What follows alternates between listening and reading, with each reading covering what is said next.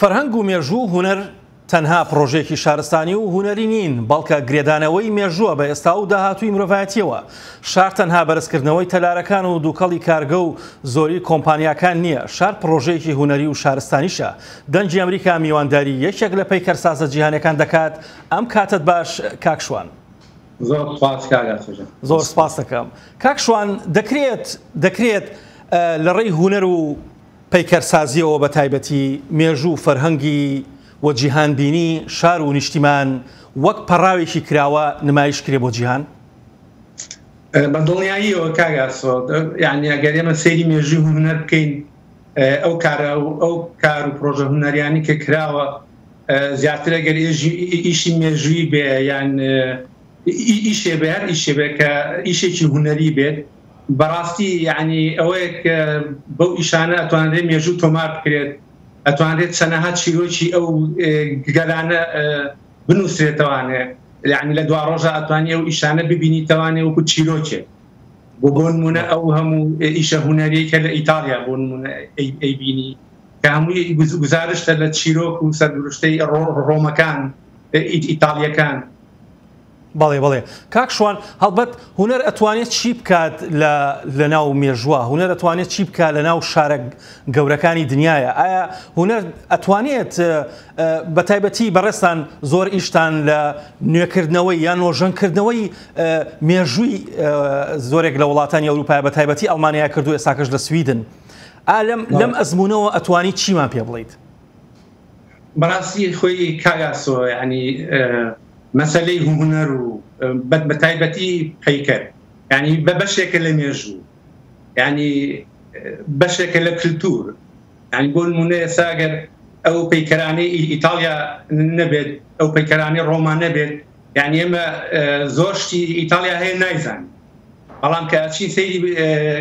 مۆزەخانەکانیانەکەین، سەیری کەنیسەکانیانەکەین، ئەو پەیکەرانیان کە ئەیبینین، ئێمە زیاتر ئاشنا ئەبین بە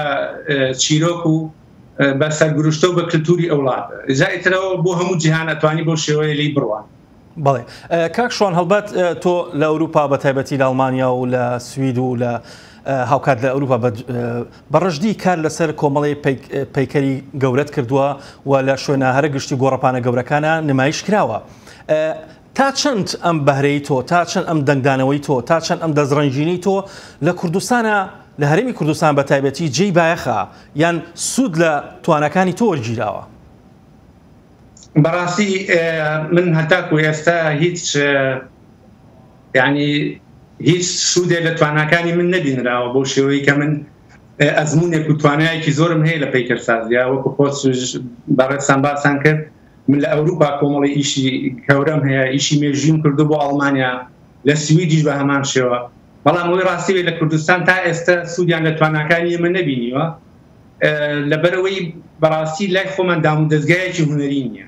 ئەنجا هونەرمەندیش زیاتر تەعامل لەگەڵ دام و دەستگایەکە، یعنی لای خۆمان بەڕاستی شتەکان هێشتا نەگەیشتۆتە ئەوەی کە بتوانێت تەعاملیان لەگەڵا بکرێ و پرۆژەیان بۆ بەری، یان بتوانی پرۆژەی گەورە بکەی لەوێ. ئەنجا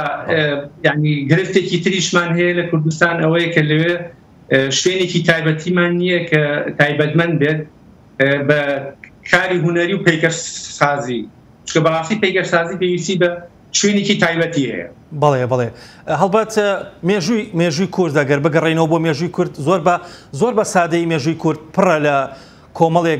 کۆمەڵێک ڕووداوی زۆر گەورە، بەڵام سەرنجی تۆ چییە لەسەرەوەی کە هەموو ئەو ڕووداوە گەورانە لە ئەنفالەوە، لە جینۆسایدەوە، لە ڕووداوە خۆش و ناخۆشەکانەوە، لە مێژوویکی دوور و درێژی بەرگریەوە، لە هەموو ئەو مێژووی کە کورد هەیەی، بەڵام ئەم مێژووە نەتوانراوە بکرێ بە کەڤاڵێکی هونەری، نەکراوە توانەوە بکرێت بە مۆنۆمنتێک، بەڵام وڵاتانی دنیا وەکو ئەمریکا و وڵاتانی ئەوروپا چەندین کەڤاڵ و چەندین پەیکەری هونەریان هەیە کە گوزارشتن لەو مێژووە. سەرنجی تۆ چییە؟ کاگاسۆ، من وەکو باسم کرد، یعنی پرۆژەی هونەری و ئەگەر بتەوێ ئیشی هونەری بکەیت، ئیشی زەخم وەکوانی کە خۆت باسی کرد، پێویستی بە دام و دەستگایە، یعنی بێت دام و دەستگای هونەری هەبێت، ئەنجا ئەبێت ئەو دام و دەستگایانە ینی گرنگی بن بۆ ئیشان و بتوان بودجەی بۆ دابینکەن. ئێستا وەکو ئەو شتانی کە باسی کرد بۆ مەسەلەی ئەنفال، من ئیشم کردووە ئەو کاتە لەگە منەظەمەیەکی ئەڵمانی منیان ڕاستبات کە بتوانین پەیکەرێک لە گەرمیان بکەین بۆ ئەنفال من ماکێت و شتەکەم بۆ دروستکردن ئیشەکەمان چۆ پێشەوە بەس هاتە سەرەوەی کە بودجەی بۆ سەرفکرێت لەسەر ئەوە ڕاوەستا یعنی چاوەڕێی ئەوەی کە بودجەی بۆ سەرفکرێت یعنی مەقسەدم وایە لەوێ پێویستیمان بە دام و دەستگایە هەیە کە پەیوەندی هەبێ بە پرۆژەی هونەری و بتوانێت سەرپەرشتی ئەو پرۆژانە بکات سەرباری ئەو پرۆژانی کە لە ئەڵمانیا کردو و هاوکات کە ئێستاکەش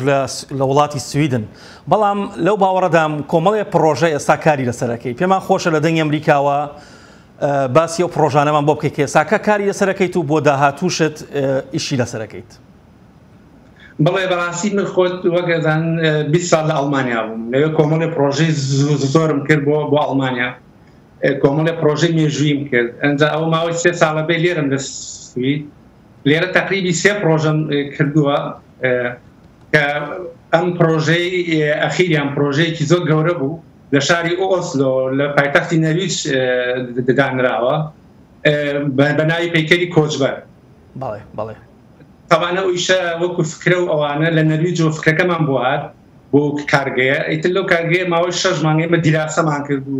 ماکێتمان بۆ دروست کرد و مۆدێل دوای ئەنجا مۆدێلەکە بە قاڵبی بۆ بکەی ئەنجا دوای قاڵبەکان لە بڕۆنز دابڕێژیت و ینی کۆمەڵێ مەراحیلە بەس ئەوەیە لەم ماوەیە ئیشەکەمان بە سەرکەوتی تەواو کرد ئێستا لە شوێنی خۆی دانراوە وا بڕیارە لە دوو جێگەی تریش دروستی بکەنەوە بەڵێ کاک شوان دەتوانرێت پردێکی پەیوەندی لە نێوان وڵاتانی ئەوروپایە دروستکرێ بە تایبەتی ئەو شوێنانی کە تۆ کاریت لێکردو وەکو پەیکەرساز و هونەرمەندێک لە وڵاتانی ئەوروپا پردێکی پەیوەندی دروستکرێ لە نێوان ئەو وڵاتانە و هەرێمی کوردستانە بە سەرپەرشتی کەسانێکی بەهرەمەندی وەکو ئێوە کە پرۆژەی بتوانرێت پرۆژەی گەورە و پرۆژەی هەمەڕەنگ و هاوکات پەیکەری مێژووی و شارستانی گەورەش لە هەرێمی کوردستانە دروست بکرێت بەڵێ بە تەکید ئەتوانرێت پردی پەیوەندی بەڕاستی من خۆم یەکێ بووم لەوانەیە ئیشیشم لەسەر کرد چەند ساڵی لەمەوە پێش من ویستم ئەو پردی پەیوەندیە دروستکەم لە بینی ئەوروپا و لە بینی کوردستانە کە ئەو توانایانە و ئەو تەکنیکانی لە وڵاتانە فێری بین بیبینەوە بۆ ئەوێ هەتا لەوێ مەعرەزم کردوانەیە دوو مەعرەزم کردەوە لە سلێمانی و لە هەولێر کە دەنگانەوەیکی زۆریشی هەبوو یعنی کۆمەڵی ئیشم تیا نمایش کرده بوو ئیشی برۆنز و ئاسن و ئەلمنیۆم یعنی ویستم ئەو تەکنیکانە لەوێ پیشانی بم ئەنجا ئەمویست کۆمەڵی پرۆژەش دروستکەم بەس وەکو باسم کرد بەڕاستی یعنی پرۆژە دروستکردن پێویستی بە دام و دەستگای هونەری هەیە یعنی گرفتەکەی ئێمە یەکەم گرفتی ئێمە لە کوردستانەوەی کە دام و دەستگایەکی هونەریمان نییە کە لەم وڵاتە شوێنی خۆیان هەیە کە سەر بە بەلەدەیە لەم وڵاتانە بۆ نمونە سیاسەتی کلتوریان هەیە ئازانن چۆن ئیشانە تەرتیب بکەن چۆن ئەو ئیشانە جێبەجێ بکەن بەس لای خۆمان بەڕاستی تا ئێستا نەگەیشتوێتەوە بەڵێ زۆر سپاس بۆ تێڕوانین و ئەو بابەتە گرنگانی باست کرد و هەڵبەت بۆ پرۆژە جوانەکانت هەم لە ئەوروپا و هەم لە هەرێمی کوردستان زۆر سپاس بۆ ئێوە شوان کەمال هەربژین بۆ کاتی پێت بەخشین زۆر سپاس زۆر سپاس بۆ ئێوە زۆر سپاس